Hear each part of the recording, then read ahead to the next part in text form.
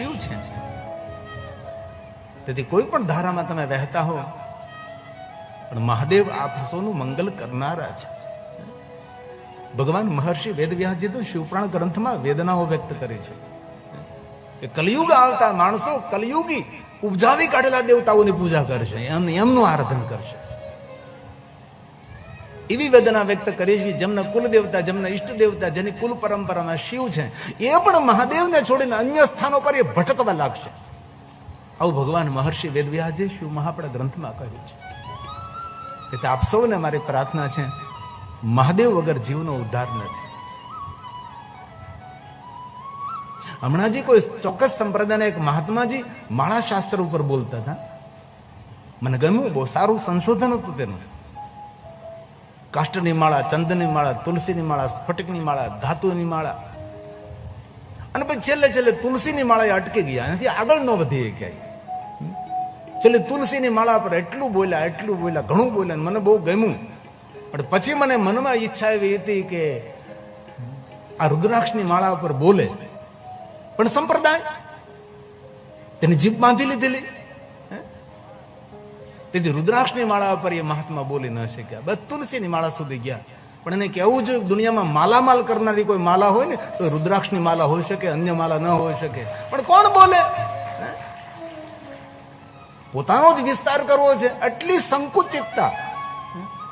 એ મહાત્માનું નામે આપી શકું છું, પણ એ મારે અહીંથી બધું ન કરે. પૂરું માલા શાસ્ત્ર છે. કોઈ પણ અન્ય માલાથી જાપ કરો તો મંત્ર એ સમાન ફળ આપે છે.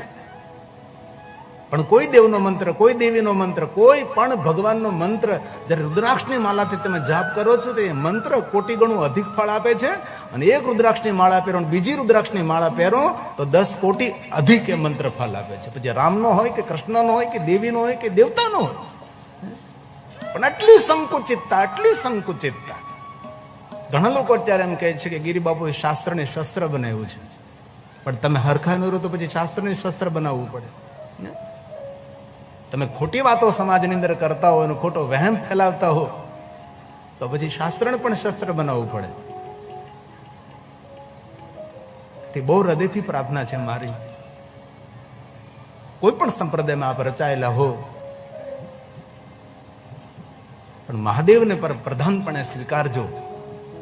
અને શિવ વગર આ જીવનો ઉદ્ધાર નથી. જેના જીવનમાં શિવની ભક્તિ નથી, શબ સમાન છે. આજે સતી મહાદેવનું કઠિન આરાધન કરે છે, શિવજીને પુકાર કરે છે. અને સતીનું તપ એટલું પરિપક્વ થયું કે દેવતાઓ સતીનો જયજયકાર કરવા લાગ્યા છે. અને દેવતાઓનો હંમેશા સ્વભાવ રહ્યો છે કે કોઈ તપ કરે તેનો જયજયકાર કરે, કોઈ મોટું દાન કરે તેનો જયજયકાર કરે, તેની પ્રશંસા કરવા લાગે છે. દેવતા હંમેશા જયજયકાર કરે છે. આ દેવોનો નિજી સ્વભાવ છે. તેથી કોઈ સત્કર્મ, કોઈ સારા કામો કરતું હોય અને તેનો જયજયકાર કરી તો સમજી લેવું આપણામાં દેવત્વ છે. ભગવાન મહાદેવને ખબર પડે. બહુ થોડા શબ્દોમાં મારે આજ કથા બધી કહેવાની છે અને તે શિવ પાર્વતીના લગ્ન સુધી મારે કથા પહોંચાડવાની છે. હજી તો શિવ સતીના લગ્ન નથી કર્યા, આપણે શિવ પાર્વતીના લગ્ન કરવાના છે આજે. આમ તો કથામાં ઉત્સવ આપણે ઉજવતા નથી, પણ અમારે શ્રી જોબનપત્રા પરિવારની બહુ ઈચ્છાઓ છે તો પછી ઉજવીએ. બાકી ઉત્તર ભારતમાં આખું એક ઝુંડ તૈયાર થયું છે આ દેવતાઓને જે ઝાંખી બનાવે છે તેના વિરોધમાં. આપણા દેવતાઓને નચાવો નહીં, આપણા દેવતાઓનો રૂપ લેવાની જરૂર નથી. આવું એક બહુ મોટું જૂથ ચાલી રહ્યું છે, તેનો વિરોધ થઈ રહ્યો છે. દેવતાઓને નચાવો નહીં. ગણપતિ બનીને નાચે, કોઈ હનુમાનજી બનીને નાચે, કોઈ રાધા કૃષ્ણ બનીને નાચે, એના પર બહુ મોટો જબરો વિરોધ થઈ રહ્યો છે ઉત્તર ભારતમાંથી. એક આખું ગ્રુપ છે યુવાનોનું. તેથી કોઈ પણ પ્રકારની ઝાંખી, કોઈ પણ પ્રકારના ઉત્સવો આપણે કથામાં કરતા નથી. દેવતાઓ આપણી સામે નાચે, સારું લાગે, અને આપણે એને બેઠા બેઠા જોઈ.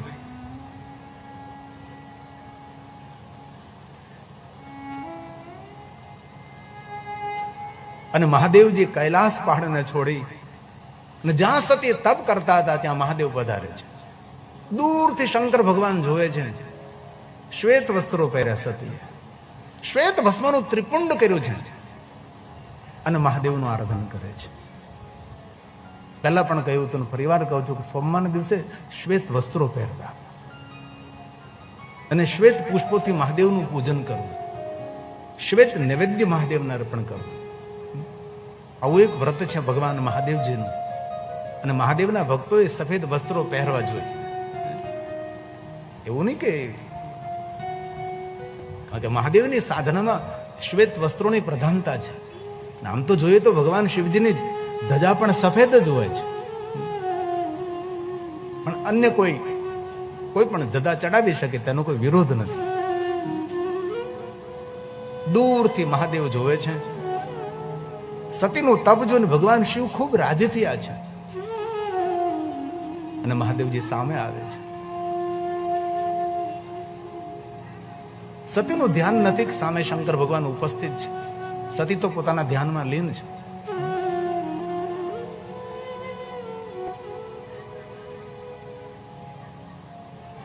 આજે ડોક્ટર ત્રિકાલદાસજી આપેલું પુસ્તક, તેની અંદર મૈત્રી ઋષિ અને મહાદેવનો સુંદર સંવાદ છે.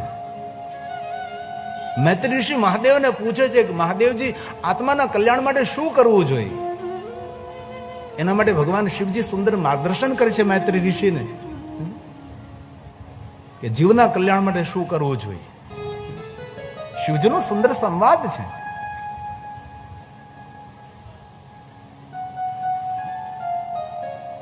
મહાદેવ આજ સતીની પરીક્ષાઓ કરે છે, સાધુ બને છે. વયોવૃદ્ધ દિવ્ય મૂર્તિ ભિક્ષામ દેહી. સતી ધ્યાનસ્થ છે.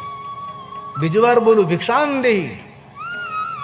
ધ્યાનસ્થ. ત્રીજી વાર ભિક્ષામ દેહી. ત્યારે સતી પોતાના નેત્રો ખોલે છે અને ભિક્ષા માંગવા માટેના 3 નિયમો છે કે 3 જ વાર માગી શકાય છે. પછી જો ગૃહસ્થ ન આપે તો તેને આંગણું છોડીને જતું રહેવું જોઈએ. સાધુએ ઊભું ન રહેવાય. પછી અમે જયારે ભિક્ષાવૃત્તિ કરવા જઈએ ત્યારે અમને શીખવવામાં આવે કે આવી રીતે ભિક્ષા લેવા જવાનું. 3 વાર શબ્દ નાખવાની ને 3 વારમાં જો એ ન આપી શકે તો પ્રેમપૂર્વક આશીર્વાદ આપીને જવાનું, નિહાપો આપીને નહીં જવાનું. પછી અને આશીર્વાદ આપવાના કહે, કાંઈ વાંધો નહીં, ભગવાન તને સામર્થ્ય આપે, ભગવાન તને સમજણ આપે કે તને આપવાની ઈચ્છા થાય. સતીએ જોયું વયોવૃદ્ધ કોઈ દિવ્ય મૂર્તિ છે, પણ મનમાં સતી બહુ રાજી થયા કે હવે મને મહાદેવ મળી જશે. કેમ? ધન્ય બે સાધુ સંગતિ, બેની ભાગેરે મળ્યો મને સાધુ પુરુષનો સંગ. પ્રથમ ભક્તિ સંતન કર સંગા. હવે મને સાધુનું દર્શન થયું. હવે મહાદેવ મારાથી દૂર નથી. સાધુ ભગવાન નથી, સાધુ સેતુ છે. ભગવાન સુધી પહોંચાડનારું એક બ્રિજ છે. મનોમન સતી ખૂબ રાજી થયા. હવે મને મહાદેવ મળી જશે, હવે મને સાધુનું દર્શન થયું છે. હાથમાં ફળ લીધા છે. સાધુ, આ તો જંગલ છે ને, અહીંયા શું હોઈ શકે? આ ફળનો સ્વીકાર કરો તમે. સાધુ પૂછવા લાગે, તમે કોણ છો? હું દક્ષ પુત્રી છું, મારું નામ સતી છે, મહાદેવનું આરાધન કરું છું અને મારે મહાદેવને મળવું છે. સાધુએ પૂછ્યું, મહાદેવને મળીને શું કરવાના છે? નીચે દ્રષ્ટિ રાખીને કહ્યું કે આપ સાધુ છો એટલે સ્પષ્ટ કહું છું કે મારે મહાદેવ સાથે વિવાહ કરવા છે. અરે મહાદેવ સાથે વિવાહ? અને એ સાધુ વેશમાં સતીની માનસિક પરીક્ષાઓ લેવામાં આવે છે. શિવજી માટે ઉલટ સુલટ વાતો કરવા લાગે છે. સતીએ હાથ જોડીને કહ્યું, તમે જોવામાં સાધુ લાગો છો, પણ તમારા પ્રવચન ઉપરથી એવું મને લાગે છે કે તમે ભગવાન મહાદેવના દ્વેષી છો, ભગવાનના વિરોધી છો. તમે શિવજીને જાણતા નથી. મહાદેવ માટે આવું શા માટે બોલો છો? અને તમે શિવજીની નિંદા કરો. ન કેવલમ ભાવેત ભવેત પાપમ. જે મહાદેવની નિંદા કરે એ જ પાપી નથી, સાંભળીએ પણ મહાપાપી છે, એ પણ નરકનો ભાગી થાય છે. હે સાધુ, આ જોડું છું તમને, મહાદેવની નિંદા શા માટે તમે કરો છો? અને તમે સાધુ વેશમાં છો. અને ભગવાન વ્યાસે આ ઘણા બધા શ્લોકોનું ગાયન કર્યું. ન કેવલમ ભાવેત પાપમ નિંદા કરતું, ન કેવલમ ભવેત પાપમ, સિર્ફ નિંદા કરનારો પાપી નહીં. નિંદા કરતો શિવસ્ય હિ, જે ભગવાન શિવની નિંદા કરે છે તો છે જ. યો વે શૃણોતિ, યો વૈ શૃણોતિ નિંદા, એ પણ પાપી છે. તેથી ભૂલથી પણ મહાદેવની નિંદા કરવી તો નહીં, મહાદેવની નિંદા સાંભળવી પણ નહીં. શિવ મહાપડા ગ્રંથમાં 3 પાપોનું એવું વર્ણન કર્યું છે કે એ પાપોનું કોઈ પ્રાશ્ચિત જ નથી. એમાં પહેલું પાપ છે શિવ દ્રવ્ય અપહરણમ, ભગવાન શિવના દ્રવ્યનું હરણ કરવું. એ પાપનું કોઈ નિવારણ નથી. એટલે શિવાલીમાં ચોરી કરવી એ શિવ દ્રવ્ય એવું નહીં. જગત કલ્યાણ માટે જે કેન્દ્રમાંથી દ્રવ્ય આવ્યું હોય એ દ્રવ્યને પણ શિવ દ્રવ્ય જ કહેવાય છે. અને એ સમાજના વિકાસ માટે એ દ્રવ્યનો ઉપયોગ ન થાય અને આપણા સ્વયં માટે એ દ્રવ્યનો ઉપયોગ કરી લઈએ એ પણ શિવ દ્રવ્ય જ છે ને. કેન્દ્ર માટે દ્રવ્ય મોકલું, ભાઈ તમારા ગામના વિકાસ માટે, ઉત્થાન માટે એટલું તમને અમે ફંડ આપીએ છીએ ને, એ જો ના વપરાય નહીં એ શિવ દ્રવ્ય છે. એટલું જ નહીં સમજવાનું કે શિવાલીમાં જે ચોરી કરે, શિવજીના નામથી એકત્ર કરેલું દ્રવ્ય એ તો શિવ દ્રવ્ય છે જ, પણ જગત કલ્યાણ માટે આવેલું ધન એ જગત કલ્યાણ માટે ન વપરાય ને આપણા માટે વાપરી નાખીએ એ શિવ દ્રવ્ય કહેવાય. અને એનું કોઈ નિવારણ નથી. અને મહાદેવના જે ભક્ત છે, નિંદા ચ શુભ, મહાદેવના જે ભક્ત છે એમની જો નિંદા કરે છે, નિંદા ચ શુભ ભક્તા, એમનું કોઈ નિવારણ નથી.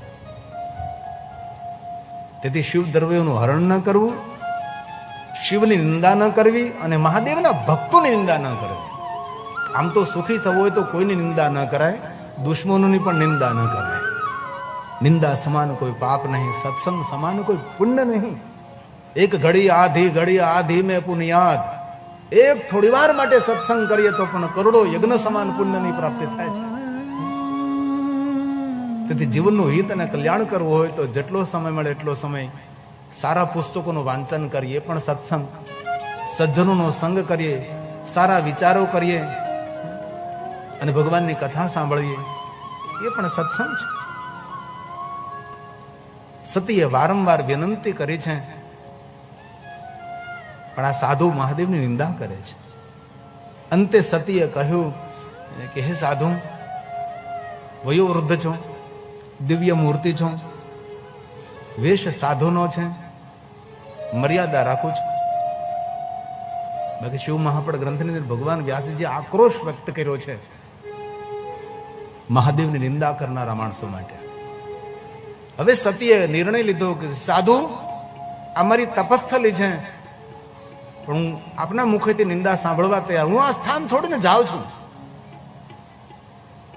અને એ સતી પોતાની તપસ્થલી છોડવા માટે તૈયાર થયા. અને કથા સાંભળ્યા પછી આપ સૌને હાથ જોડીને પગે લાગુ છું, આદતને છોડી દેવી, કોઈની નિંદા કરવી નહીં, સાંભળવી નહીં. જીવનનો મૂલ્યવાન સમય વ્યર્થ શા માટે વિતાવવો જોઈએ? આ દુનિયામાં તમને બધું મળશે, પણ ગયેલો સમય પાછો ફરીવાર દુનિયામાં કોઈને મળ્યો નથી અને મળવાનો પણ નથી. કોઈની સારી વાત થતી હોય તો સુર પુરાવો, કોઈની નબળી વાત થતી હોય ત્યાંથી ભાગો. એ બધું કરવાની જરૂર નથી આપણે. અને આપણે આ ધરતી પર હજારો વર્ષ નથી રહેવાના. આ 100 વર્ષની જિંદગી કઈ જિંદગી કહેવાય ભલામણા? સમય હાથમાંથી ક્યારે સરી જશે ખબર નહીં પડે. પસ્તાવો રહેશે ને આંખના આંસુઓ રહેશે. દરેક માણસે પોતાના જીવનના સમયનું મૂલ્ય કરવું જોઈએ, સમયનો ઉપયોગ નહીં, સમયનો સદુપયોગ કરવો જોઈએ અને સમયમાં રહેવું જોઈએ અને સમયને ઓળખતા પણ શીખવો જોઈએ. કોઈ પણ ક્ષેત્રમાં ટાઈમ મેનેજમેન્ટ બહુ મહત્વની વસ્તુ છે. સમય પર થવું જોઈએ બધું છે. હવે સતી કહે છે હું જાઉં છું, તમે નિંદા કરો. અહીંયા ભગવાનની અદ્ભુત લીલા છે. મહાદેવનું એક નામ છે લીલાધર, લીલા વિશારદ ભગવાન શિવ છે. આ તો ભગવાન આપણા પિતા છે મહાદેવ, મા પાર્વતી આપણી મા છે, તેથી ઘણી બધી લીલાઓનું વર્ણન ન કરાય. બાકી શિવ અને પાર્વતીની લીલાનું જો વર્ણન કરીએ ને તો કોઈ દેવતા એના જેવી લીલા કરી ન શકે. એવા ભગવાન મહાદેવ છે, એવા ભગવાન શિવ છે. જગત માતુ જગત પિતુ માતુ પિતુ શંભુ ભગવાન, માતા છે પાર્વતી દેવી, પિતા દેવો મહેશ્વર. ભવાની જગત પિતરમ શંભુ, જગત માતરમ શિવા. આપણા સૌના માતા પિતા શિવ અને પાર્વતી છે. એની લીલાનું વર્ણન ન કરી શકાય. અદ્ભુત લીલાઓ કરે. અરે જે વનમાં શિવ અને પાર્વતી લીલા કરતા હોય, વનમાં કોઈ પુરુષ પગ મૂકે એ નારી બની જાય.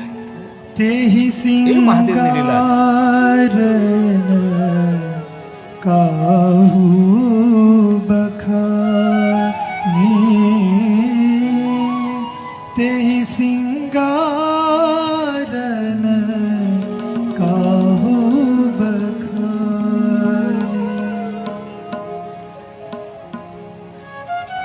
હવે સતી આ જોડીને કહે છે કે સાધુ, બીજા કોઈ તો ધક્કા મારીને અપમાનિત કરીને અહીંથી દૂર કરો, પણ તમે સાધુ વેશમાં છો, તેથી મારે કાંઈ બોલાય નહીં તમારી સામે. સતી પોતાની તપસ્થલી છોડે છે. સતી એક કદમ ભરે છે ને સતી બીજું કદમ ભરવાની તૈયારી જ્યાં કરે છે ત્યાં સતીની સાડીનો છેડો ખીચાયેલો જોયો છે, ખેંચાયેલો. એટલે સતીને સ્વાભાવિક એમ થયું કે કોઈ ઝાંખરામાં મારો સાડીનો છેડો ભરાઈ ગયો લાગે છે. સાડીનો છેડો આમ ખેંચાયેલો જોયો એટલે સતીએ સ્વાભાવિક પાછોડીને જોયું તો ભગવાન સ્વયં મહાદેવજી સતીની સાડીનો છેડો પકડીને ઉભા છે. એ ભગવાન શિવ છે, એ ભગવાન મહાદેવ છે. આવી સુંદર શિવજી લીલાઓ કરે છે. હવે સતી ભગવાન મહાદેવનું દર્શન કરે છે અને મહાદેવ કહે, સતી આપના મનમાં જે કાંઈ ભાવ છે એ બધા જ સાર્થક થશે. અને શિવજીના દરબારનું નામ છે ભાવ ભાવા કર્મ શિવાંગ. આપણા મનમાં જે ભાવ હોય અવસર આવતા મહાદેવજી ભાવ પૂરા કરે છે. તેથી ભાવ સારો રાખવો. અને સતીએ મહાદેવને કહ્યું નથી તમે મારી સામે મારી સાથે લગ્ન કરો, મારી સાથે વિવાહ કરો, એવું નથી કહ્યું. મહાદેવજીએ કહ્યું, સતી આપના મનમાં જે કાંઈ ભાવ છે એ બધા સાર્થક થશે. કારણ કે મહાદેવને કહેવાની જરૂર નથી. એ તો આપણે સૌ શિવાલય જઈને ભગવાન આગળ બધું માગીએ છીએ, માગણી કરીએ છીએ અને પાછા ઉપરથી કંઈક તું તો અંતર્યામી છે, તો એને ખબર જ છે, તો પછી તારે માગવાની શું જરૂર હતી? ભગવાનને માનતા કોણ કરે? જેનામાં શ્રદ્ધા અને વિશ્વાસનો અભાવ છે. પૂરું નરસિંહ મહેતાનું જીવન ચરિત્ર જો, નરસિંહ મહેતાએ કોઈ દિવસ માનતા કરી? જલારામ બાપાએ માનતા કરી?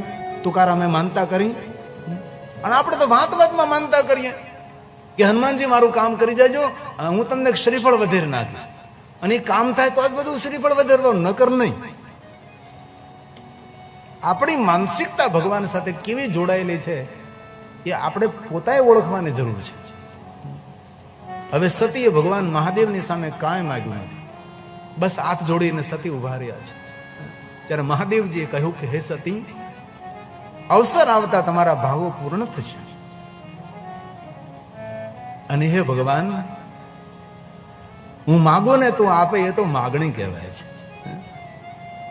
હે મહાદેવ, તારી શ્રેષ્ઠ છે, તારા ભક્તોને તે માગવાનો અવસર નથી આપ્યો. ક્યાં ક્યાં નિંદિયા, ક્યાં પ્રમાણ દે, બસ ગયે ત્રિલોક પ્રભુ તેર દાન છે. માગે ને આપે ને એને દેવ કહેવાય, ને માગ્યા વગર જે ઢગલા કરે ને એને મહાદેવ કહેવાય છે. આપણી યોગ્યતા પ્રમાણે આપે દેવ છે, ને આપણી યોગ્યતા ન હોય તો પણ હંમેશા આપતો રહે એને મહાદેવ કહ્યા છે.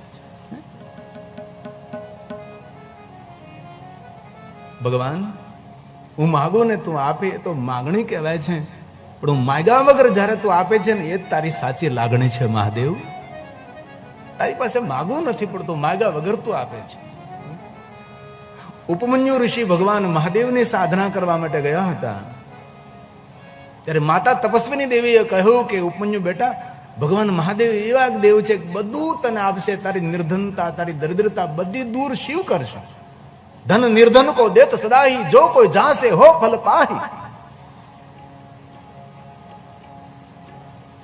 ઉપમન્યુને જયારે મહાદેવ મળ્યા છે ત્યારે ઉપમન્યુ ભગવાન આગળ ધન માંગ્યું નથી.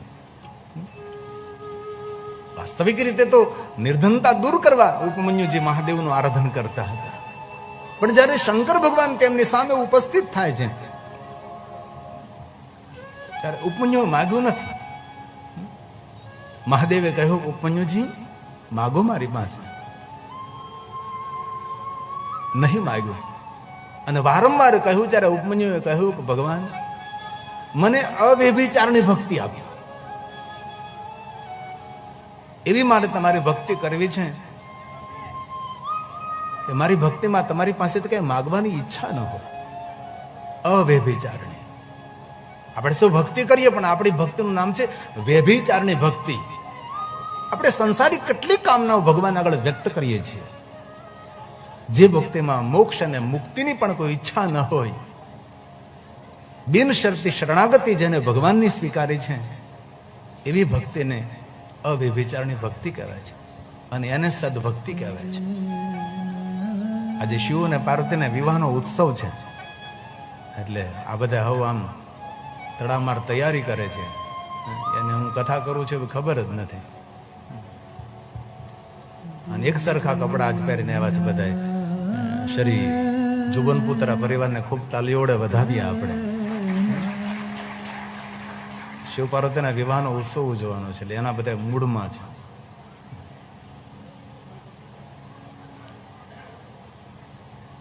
સતી પોતાનું તપ પૂર્ણ કરી પ્રજેશ નગરમાં આવે છે. નગરવાસીઓ સુંદર સ્વાગત કરે છે. અમારા રાજાની પુત્રી તપ કરીને આવે છે. નગરના માણસો પુષ્પની વૃષ્ટિ કરે છે. શેરી વળાવે સજ કરું પધરાવો ફૂલ. ગાવું નથી એવું આપણે કઈ. નગર આખો સન્માન કરે, પુષ્પની વૃષ્ટિ કરે, જય જયકાર કરે સતીનો.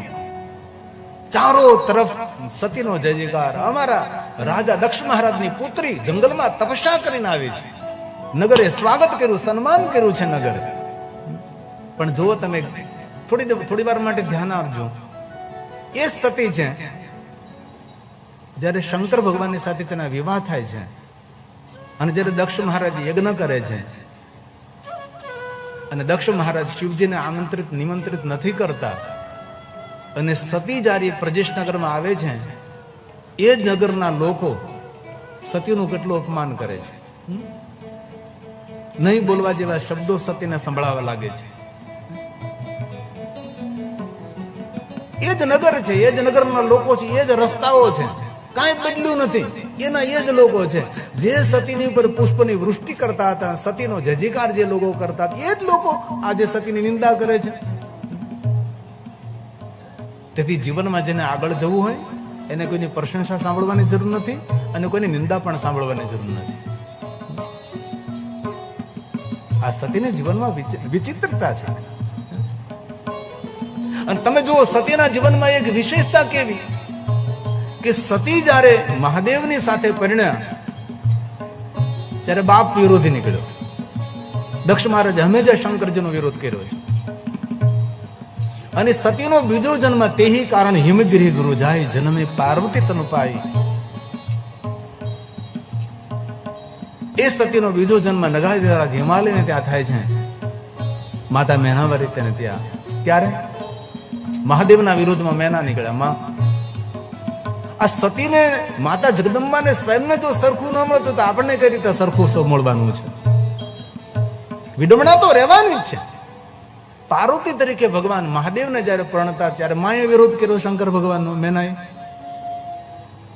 અને શંકર ભગવાન સાથે પરિણા જયારે સતી ત્યારે પિતા વિરોધમાં ચાલતા હતા. તેથી પારિવારિક જીવન, વ્યવહારિક જીવન આવું જ રહેવાનું છે અને તેમાંથી આપણે પાર પડવાનું છે. હવે સતી પોતાના માતા વીરણીને કહે છે, માં, મહાદેવે મને વચન આપ્યું છે, શંકર ભગવાન મારી સાથે વિવાહ કરશે. દક્ષ મહારાજને કહેવામાં સપ્તઋષિ ગર્ગાચાર્ય મહારાજ, બૃહસ્પતિ દેવ, નારદજી સૌ પધારે છે. વિવાહ પત્રિકા તૈયાર થાય. સપ્તઋષિ ગર્ગાચાર્ય મહારાજ, નારદજી, બૃહસ્પતિ સૌ ભેગા મળી વિવાહ પત્રિકા લઈને ભગવાન મહાદેવની પાસે જાય છે. અને અહીંયા દક્ષ મહારાજ વિશ્વકર્માજીને કહે છે કે વિશ્વકર્માજી, મારા પુત્રી સતીના વિવાહ છે. નગર તો સુંદર છે જ, એ સુંદરતામાં વૃદ્ધિ કરવા. અને વિશ્વકર્માજી પ્રજેશનગરની સુંદરતામાં વૃદ્ધિ કરવા લાગ્યા છે. સુંદર વિવાહની તૈયારીઓ થાય છે. અહીંયા વિવાહ પત્રિકા લઈને મહાદેવની પાસે સપ્ત ઋષિઓ જાય છે. પ્રભુ, વિવાહની તૈયારી કરો. ભગવાન શિવ કહે, કોણ તૈયારી કરે? ન માતા, ન પિતા, ન બંધુ, ન મિત્ર, ન ગુરુ, ન શિષ્ય, કોઈ નહીં. જાઓ ઋષિઓ, વિશ્વના દરેક દેવી દેવતાઓને, દેવગણોને સૌને નિમંત્રિત કરો કે મારા વિવાહમાં સૌ પધારે. સૌને નિમંત્રણ, આમંત્રણ. વિશ્વના દેવતાઓ કૈલાસમાં પધારે છે. ઇન્દ્ર, ઇન્દ્રાણી, બ્રહ્મા, બ્રહ્મણી, વિષ્ણુ, લક્ષ્મી, વરુણ, કુબેર આદિ આદિ દેવતા, સર્વ દેવતા, કિન્નરો, ગાંધર્વો, ઋષિ, મુનિ સૌ પધારે છે. સુંદર રીતે શૃંગાર કરીને આવે છે વિવાહમાં. પણ ભગવાન મહાદેવ પથ્થરની શિલા પર બાબા નંગ ધડંગ, દિગંબર હો તો એસા હો, વરદાતા હો તો એસા હો, શિષ્ય મંદાગ્નિ ધારી ભાલ ચંદ્ર ત્રિલોચના, પંચકર પ્રસન્નાત્મા દશ બાહુ ત્રિશુલ. આવા ભગવાન શિવ છે. પ્રસન્ન મુખ મુદ્રાથી સૌનો સત્કાર કરે છે, સૌને આવકારે છે, સૌનું સ્વાગત કરે છે. અંગ પર એટલી ભસ્મ લગાવેલી છે કે ભસ્માંગ. ભ્રુવ ઉપર નીચે કરે તો નીચે ભસ્મ ગીરે છે. મોટા મોટા સર્પોના ધારણ કરેલા છે. વાસુકે કંઠ ભૂષણમ પન્નગ ભૂષણમ. અંગ પર એટલા તો સર્પ લપેટાયેલા છે, વીંટાયેલા છે. જાણે ચોમાસાનો પેલો વરસાદ પડ્યો હોય અને કોઈ રાફડામાં પાણી જાય, રાફડામાં જ્યારે સર્પો બધા નીકળે, આખો રાફડો જેને સર્પોથી ભરાઈ જાય, લપેટા જાય, એવી રીતે ભગવાન શિવજીના અંગ ઉપર સર્પો છે. વ્યાલા, વ્યાલા નામ પતિએ નમઃ, વ્યાલ પ્રિયાય નમઃ. વ્યાલનો અર્થ થાય સર્પ. સર્પો મહાદેવને પ્રિય છે ને સર્પોના ઈષ્ટદેવ ભગવાન મહાદેવ છે. નાગકુળમાં કોઈની પૂજા થતી તો મહાદેવની થાય છે. પૂરા નાગકુળની રક્ષા કરનારા શિવ છે. જ્યારે નાગકુળને નષ્ટ કરવામાં આવતું હતું, નાગકન્યાઓને લૂંટવામાં આવતી હતી, ત્યારે પ્રધાન નાગો મહાદેવની પાસે ગયા અને ભગવાન શિવજીએ સૌની રક્ષા કરી છે. તેથી નાગકુળમાં નિર્ણય લેવામાં આવ્યો કે અમારા નાગકુળના ઈષ્ટદેવ મહાદેવ આપ રહેશો, અમે આપની પૂજા નાગેશ્વર મહાદેવ લિંગ તરીકે કરશો. તેથી આપણું એક જ્યોતિર્લિંગ છે નાગેશ્વર મહાદેવ. નાગકુળના ઈષ્ટદેવ મહાદેવ છે. અને ભૂલથી પણ કોઈ દી નાગની હત્યા ન કરવી. અત્યારે વૈજ્ઞાનિકોએ જાહેર કર્યું છે કે ધરતી પર જો નાગ, સર્પ નહીં રહે તો માનવ જાત જીવિત નહીં રહે. માનવ જાતને જીવિત રાખવા માટે સર્પોને જીવિત રાખવા બહુ આવશ્યક છે. તેથી અત્યારે નાગને મારવો એ ગુનો બને છે. તેથી વાડીમાં, ખેતરમાં કોઈ જગ્યાએ નાગ નીકળે તો તેના પકડવાવાળા નિષ્ણાંતોને બોલાવી અને કોઈ સારી જગ્યાએ એને છોડી દેવો જોઈએ જંગલમાં, તેને મરાય નહીં. તેથી આપણે ઋષિમુનિઓ પહેલેથી નાગ પાંચમનો મહિમા ગાયો કે નાગદેવની પૂજા કરવી નાગ પાંચમને દિવસે. અમારે મહાકાલેશ્વર જ્યોતિર્લિંગની ઉપર એક નાગેશ્વર મહાદેવ બિરાજે છે અને વર્ષમાં એક જ વાર શિવજીની પૂજા થાય, નાગ પાંચમને દિવસે થાય છે. ઉજ્જૈન મહાકાલેશ્વર મહાદેવને ઉપર પણ એક ભગવાન મહાદેવનું શિવ સ્થાન છે. ત્યાં કોને જવા દેવામાં નથી આવતા, અને વર્ષમાં એકવાર એની પૂજા થાય નાગ પાંચમને દિવસે. તેથી ઋષિઓ આપણા દીર્ઘ દ્રષ્ટિવાળા, દિવ્ય દ્રષ્ટિવાળા હતા, પ્રકૃતિને સમજતા હતા, મંત્ર દ્રષ્ટા હતા, ભૂત ભવિષ્યને પૂર્ણ રીતે જાણનારા હતા. એ આપણા ઋષિ મુનિઓ હતા. હવે દેવતાઓ પછી ભગવાન શિવને શૃંગાર કરે છે. સુંદર કથા છે. અને ભગવાન મહાદેવનો શૃંગાર થાય. વિષ્ણુ ભગવાને પિતાંબર પહેર્યું છે, બ્રહ્માજી વસ્ત્ર આપ્યું છે, કુબેરે સોના ચાંદી હીરા મોતીના આભૂષણો આપ્યા છે, જટા બરાબર કરી છે. નારદજી કહ્યું ભસ્મ દૂર કરો. ભગવાન શિવજી ભસ્મને અલગ કરવામાં આવી. ભગવાન શિવજીનું સુંદર દર્શન થયું. ત્યારે દેવતાઓ કહેવા લાગ્યા ભગવાન આજ ખબર પડી કે તમે ગૌરવ વર્ણ છો. અત્યાર સુધી તો ખબર જ નહીં હતી તમારે વર્ણ કેવું છે, કારણ કે ભસ્મ જેટલી લગાડેલી હતી. તમે કાળા છો કે ઉજળા છો કે ગોરા છો કે શામ છો ખબર જ ન પડી. આજે ખબર પડી કે તમે તો ગૌરવર્ણ છો. તેથી આપણે આરતીમાં રોજ માટે ગાતા હોય છે. જ્યારે ભગવાનની આરતી કરીએ ત્યારે આપણે નિયમિત ગાતા હોય છે. કર્પૂર ગૌરમ કરુણાવતારમ સંસાર સારમ ભુજગેન્દ્રહારમ સદા વસમ तं हृदयारविन्दे भावं भवानी सहितं नमामि भावं भवानी सहितं नमामि। ભગવાન શિવજીના રૂપ અને સ્વરૂપનું વર્ણન છે. એવું નથી કહ્યું કે આ બોલતી વખતે કપૂર સળગાવવું જ, પણ ખબર નહીં આપણું બંધન થઈ ગયું કે આ બોલતી વખતે કપૂર સળગાવી જાય આપણે. આ તો ભગવાન શિવજીના રૂપ અને સ્વરૂપનું વર્ણન છે. એવું કે આપણે બંધન નથી કર્યું આ બોલતા સમયે કપૂર સળગાવવું જ. દક્ષિણ ભારતના બધા મંદિરોમાં કપૂર સળગાવવાનું બંધ કરી દીધું, કારણ કે ત્યાં આખો દિવસ કપૂરની આરતી થયા કરે. ત્યાં એક નિયમ છે, કોઈ પણ દર્શન આવે એટલે અર્ચન કરવાનું, એટલે આખો દિવસ કપૂર કપૂર કપૂર. એટલે મંદિરો કાળા થવા લાગ્યા, ભગવાનના વાઘા કાળા થવા લાગ્યા, અને ઘણા પૂજારીઓને ફેફડાના રોગ થયા, કારણ કે કપૂરમાં તો એટલો ધુમાડો નીકળે એટલે નાકમાં જાય. કેટલા મંદિરના પૂજારીઓને ફેફડા ખતમ થઈ ગયા. પછી ત્યાં પૂજારી મંડળ, આચાર્ય મંડળે નિર્ણય લીધો કે આપણે કપૂર સળગાવવાનું બંધ કરો. તેથી ત્યાંના મંદિરોમાં કપૂર સળગાવવાનું બંધ કરી દીધું. તેથી એવું કોઈ નથી કે આ બોલતે સમયે કપૂર સળગાવવું જ. આ તો ભગવાન શિવજીના રૂપ અને સ્વરૂપ અને સ્વભાવનું વર્ણન છે. દેવતાઓએ મહાદેવનો જય જયકાર કર્યો, નંદી પર સવાર થયા, સુંદર મંત્ર અને મુહૂર્ત સાથે, ગાયોનો સાથે, સુંદર વાદ્ય અને નૃત્ય સાથે ભગવાન શિવ પ્રજેશ નગરમાં પધારે. નગરવાસીઓ સુંદર સ્વાગત કરે છે. વિવાહ મંડપને દ્વારે આવે, ભગવાનનું સ્વાગત થાય, વિવાહ મંડપમાં પધારે છે. નારદજી દક્ષ મહારાજને કહે છે, આપના પુત્ર સતીને વિવાહ મંડપમાં પ્રવેશ આપો. વિવાહ મંડપમાં પ્રવેશ થયો છે, પુષ્પમાળા વિધિ થઈ છે, સુંદર શિવ અને સતીના વિવાહ થયા છે. અંતે પ્રજેશ દક્ષ મહારાજે પોતાના પુત્રે સતીને ભગવાન મહાદેવ સાથે વિદાય આપે છે. શિવ અને સતીના વિવાહ થયા, કૈલાસના દ્વારે પધારે. કોણ સ્વાગત કરે? ભગવાન વિષ્ણુજી અને લક્ષ્મીજીએ શિવ અને સતીનું વિવાહ સમયે સ્વાગત કર્યું છે કૈલાસમાં. ભગવાન વિષ્ણુને ખૂબ અવસર મળ્યો છે, લક્ષ્મીજીને ખૂબ અવસર મળ્યો છે. શિવ મહાપડ ગ્રંથમાં વિષ્ણુ પત્ની લક્ષ્મીની શિવ ભક્તિનો ખૂબ મહિમા છે. ઘણા સમય પહેલા 2009માં હું કાશીમાં ગયો હતો કથા કરવા માટે. એમાં એક આશ્રમમાં જવાનું થયું. ત્યાં એક પ્રવચનકાર દાદા હતા, અને સુંદર પ્રવચન કર્યું. મહાદેવ માટે ઘણું સારું બોલ્યા, એમ એટલું સરસ બોલ્યા મહાદેવ માટે. સ્ફટિક ખૂબ રાજી થયા જેવી વાત હતી. અંતે એક પંક્તિ બોલી ગયા કે મહાદેવની ભક્તિ કરવાથી લક્ષ્મી ન મળે. મેં કીધું આ ખોટું કર્યું. જેની જરૂર છે જ ન મળે તો પછી ભક્તિ કરવી હું જોઈએ.